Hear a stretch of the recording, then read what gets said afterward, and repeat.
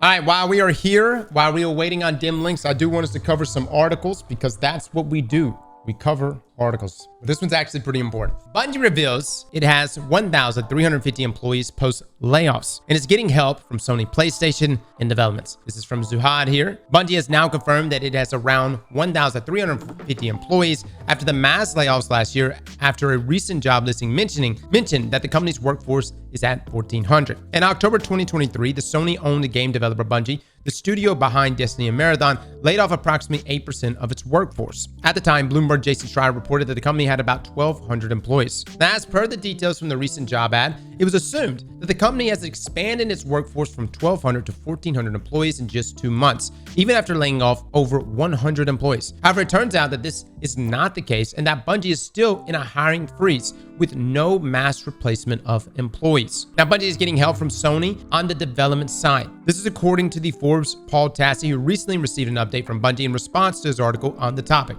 According to the report, Bungie has about 1,350 employees right now, which does not include contractors or Sony employees. Bungie has since updated the job listing on its careers website and has removed the 1,400 figure. It has been officially confirmed that more than 650 employees are currently working on Destiny 2. That is around half of the total workforce of 1,350. Interestingly, the game director of Bungie's new game Marathon, Christopher Barrett, revealed in August 2023 on the Fourth Curtain podcast that the company may have over 1,500 workers at the time. Conflicting data all around, right? Now, following the layoffs last year, Bungie removed over 40 open job positions from its career website as part of the hiring freeze, going from around 75 positions to only 19. The company has also confirmed that it is indeed getting help from Sony PlayStation on the development side, along with other contractors. However, it was also revealed that this is not a new strategy for the Destiny developer. This speculation arose after an artist at Sony PlayStation unintentionally uploaded some artwork of unreleased Destiny weapon models with the PlayStation logo in the middle. The description mentioned that the weapon models and textures are from PlayStation Studios, something that had not been seen before. Apart from their in-house contractors, Bungie has collaborated with a number of companies for various aspects of game development. These include cinematic trailers, in-game cinematics, weapons, and armor. We know they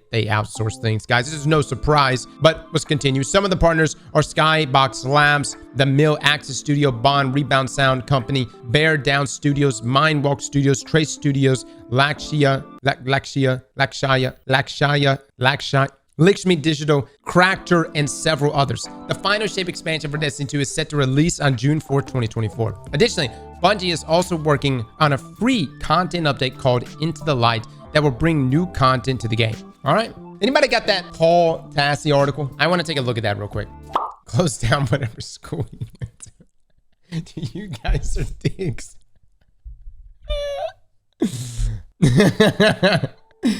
Oh, man. Y'all are that next level dick. You know what I mean? Now, we touched on that article, but let's get right to the source. This is from Paul Tassi here. The title reads, has Destiny 2's Bungie actually expanded to 1,400 employees? Everyone, including some Bungie employees, are confused about some recent listings that indicate the Destiny 2 developer has expanded to 1,400 employees, just a short while after laying off a significant number of workers. While the number may be technically correct, there appears to be a lot of caveats here based on what I've heard about the situation. And this is, we got an update here. Bungie is now giving me some updates but there is a bit of confusion around some of these figures. Hold on. Bungie is now giving me some updates, but there is a bit of confusion around some of these figures. Bungie tells me they have about 1,350 employees right now, which does not include contractors or Sony employees. Sony employees and contractors are indeed helping out, but outside help is not a new strategy for Bungie, as they've done that in the past. We've seen that from trailers, guys. They've literally outsourced trailers. I even think Lightfall's trailer was outsourced, right, Chad? Lightfall's trailer, which was a banger, absolutely. Now, Bungie delisted many roles after the layoffs, and there's not been a mass replacement of employees or rehiring. There remains some confusion about the number of employees when layoffs started and ended, as I'm having trouble getting the exact figure for those. Now, players are hoping the PlayStation help is reminiscent of when Bungie had support studios from Activision helping out with Destiny 2 content back in Forsaken, Black Armory, Drifter, Opulence era of the game, which many players have fond memories of because of the breadth of what was produced, primarily Vicarious Visions, which they did so much. And you can almost see from Vicarious Visions in Bungie, they would actually take expansions and hopscotch where one would take an expansion, the other one would work on the next expansion. And so they always had some breathing room to work on stuff. But man, there was so much Vicarious Visions did. That was amazing. Now let's continue. Now with the talk that Bungie really wants the Final Shape to be the best expansion they've ever done, they might have had Sony pull in support for them to help make this happen. Still, 1,400 employees working on Destiny 2 and potentially other Bungie projects is quite large. While it would be nice if this sort of bonus support would produce another massive expansion like Forsaken, I do wonder how much of this is contractors replacing jobs that Bungie employees were just fired from. We do not know all the details, but no, it does not appear that a few months after laying off 100 people, Bungie has suddenly hired 400 more. And this appears to be a combination of a few things happening here. As for the end result, we'll see what this apparent surge in the workforce in whatever form it has taken does for the Final Shape. Another internal thing I've heard is that the Final Shape is very good, but what specifically that means remains to be seen. I hope we can get something Forsaken level, and this may be how that happens. We'll see. All right, so internally, the Final Shape is very good. What's the barometer around there? Like, what else is very good in Bungie's eyes? Like, is Witch Queen very good? Lightfog just good?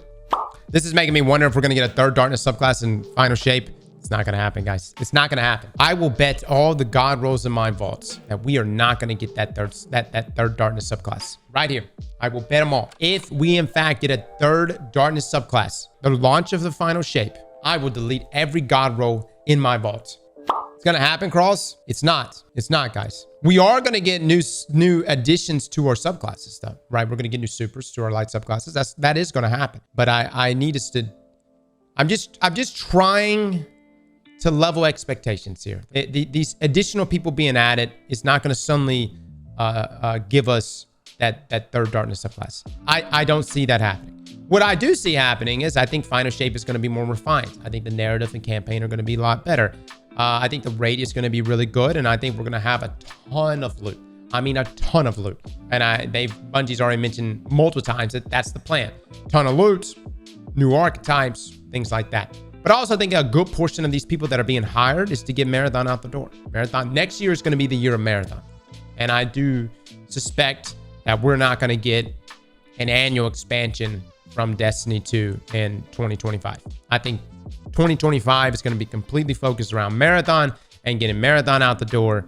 And then who knows when Gummy Bears is supposed to come out. But Gummy Bears is the other one that they're working on in Unreal Engine. But yeah, them leaning on Sony to start helping them out. Sure. The question is, how much of this is part of like Sony showing up to help out, or Sony showing up to start, you know, it's like every time they fall short of a revenue projection that they've given Sony, how many more people from Sony will continue to keep showing up? Because that's part of the deal. You fall under certain revenue thresholds, Sony takes over more and more, or supposedly, right? That's the risk there. Does it matter?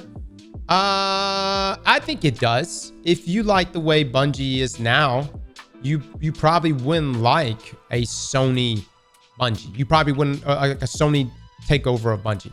Now, I have stated in the past what I would love to see is, because I think Bungie's sandbox team is fantastic.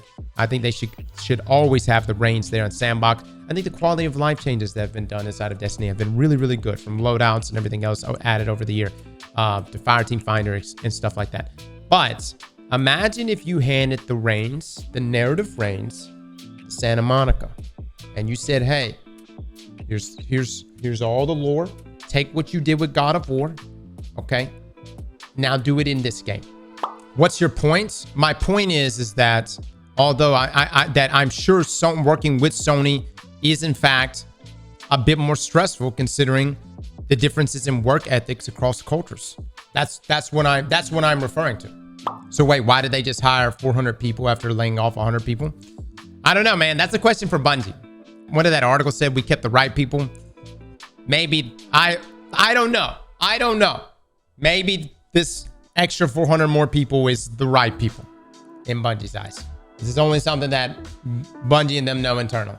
Did they hire them back? No, they did not. But keep in mind, guys, this is everybody, dude. Everybody. I mean, start of January, there's been so many layoffs. So many gaming related layoffs. Y'all see that Activision and Microsoft just laid off a crap ton of people in this merge? And I mean, that's to be expected, but yeah. So this is from Jason Schreier right here. breaking Microsoft, and this just adding on to everything. Because I know as a Destiny player, we tend to think that this is only affecting Destiny. We're like, oh my God, this is Bungie. How could you? But there's so many people getting laid off in the gaming industry. So from Jason Schreier here, breaking, Microsoft is laying off 1,900 people in its gaming division, including Activision Blizzard, just 3 months after closing its $69 billion acquisitions. Story comes shortly, first reported by The Verge.